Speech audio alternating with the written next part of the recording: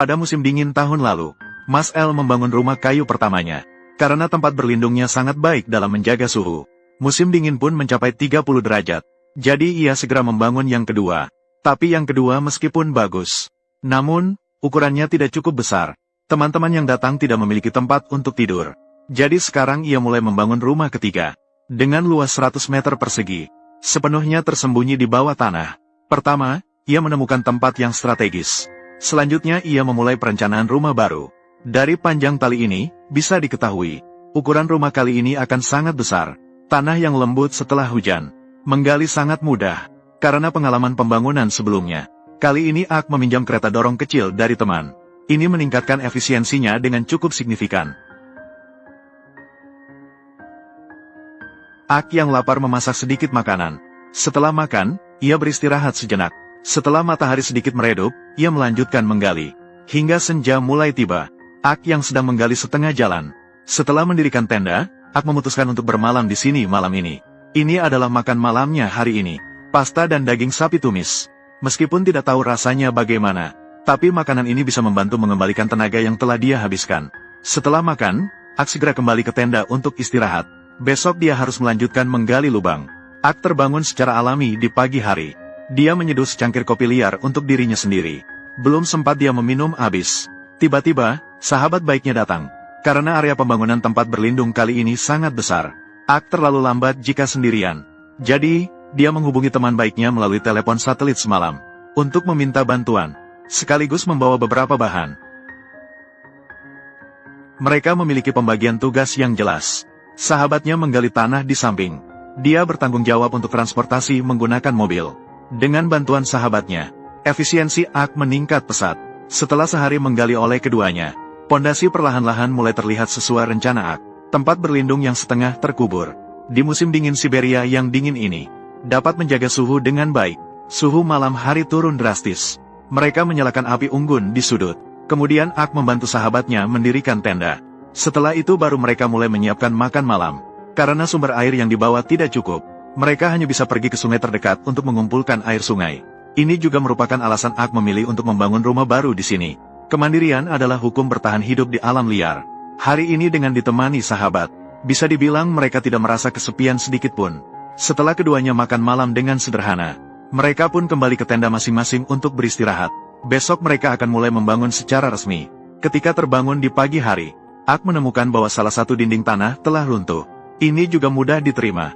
Bagaimanapun, tanah di area ini terdiri dari tanah yang lembut. Keduanya minum secangkir kopi. Kemudian mereka merapikan dan membersihkan dengan baik. Selanjutnya, Ak pergi untuk memotong kayu kering. Bersiap untuk memulai pembangunan kerangka tempat berlindung.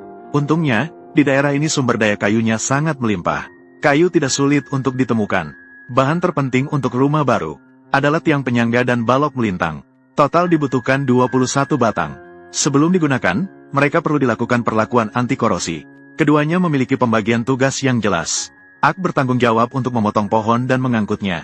Sahabat baik merapikan kayu dan melakukan pengarangan. Keduanya bekerja sama. Ini jauh lebih baik daripada bekerja sendirian.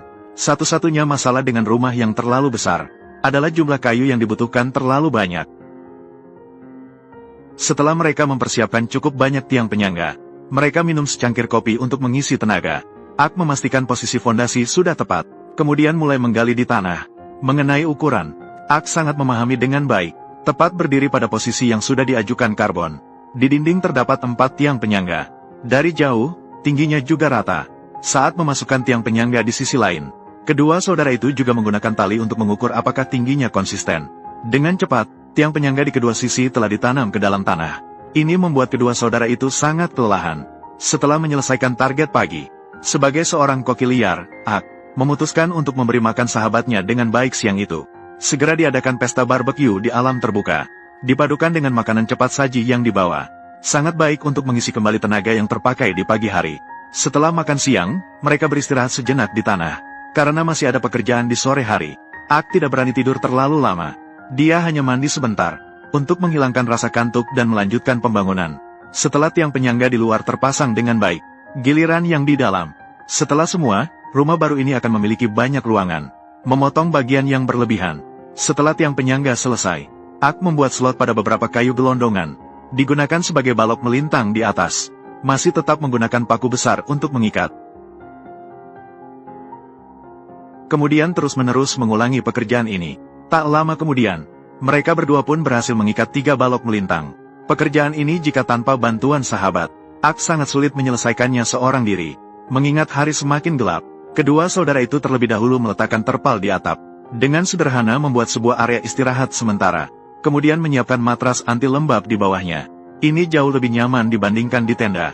Dan untuk menghangatkan diri di malam hari, Ak yang memiliki kemampuan praktis yang sangat baik, juga membuat sebuah obor Swedia. Tentu saja bisa terbakar sepanjang malam. Setelah menyelesaikan semua ini, Ak akhirnya bisa berbaring dan istirahat seperti saudaranya. Dalam lingkungan seperti ini, tanpa tekanan utang rumah atau kendaraan, tidak tahu betapa menyenangkannya. Waktu istirahat di malam hari selalu tidak terlalu banyak. Mereka berdua yang telah menghadapi nyamuk semalaman. Setelah bangun dan membersihkan diri di pagi hari, mereka mulai dengan menancapkan. Balok melintang terakhir sudah dipasang.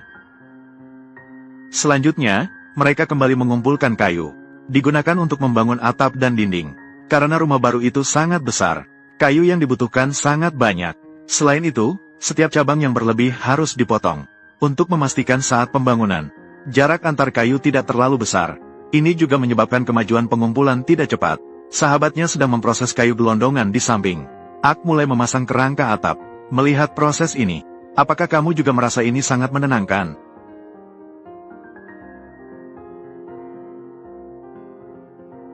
Dalam beberapa saat, Ak sudah mengamankan seluruh kerangka. Untuk membuat kerangka lebih kuat, dia mengeluarkan paku besar miliknya.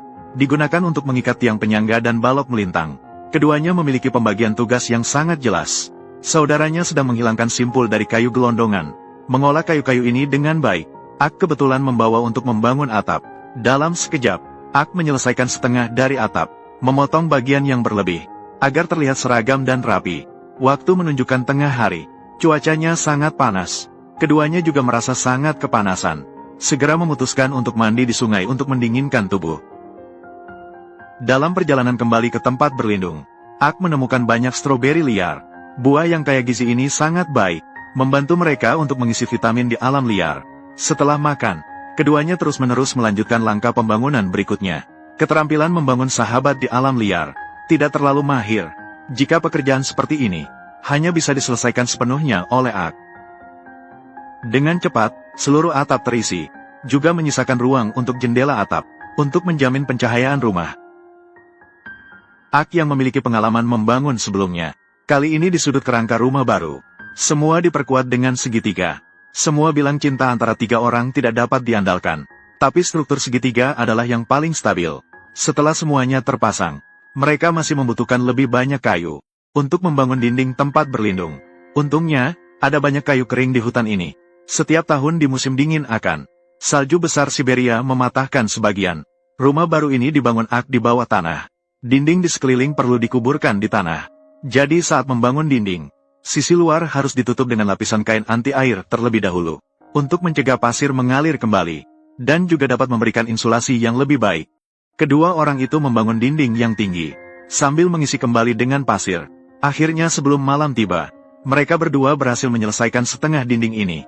Setelah Ak mencuci diri dengan sederhana, dia membawa gergaji minyaknya sendiri, pergi ke hutan dan memotong beberapa papan kayu.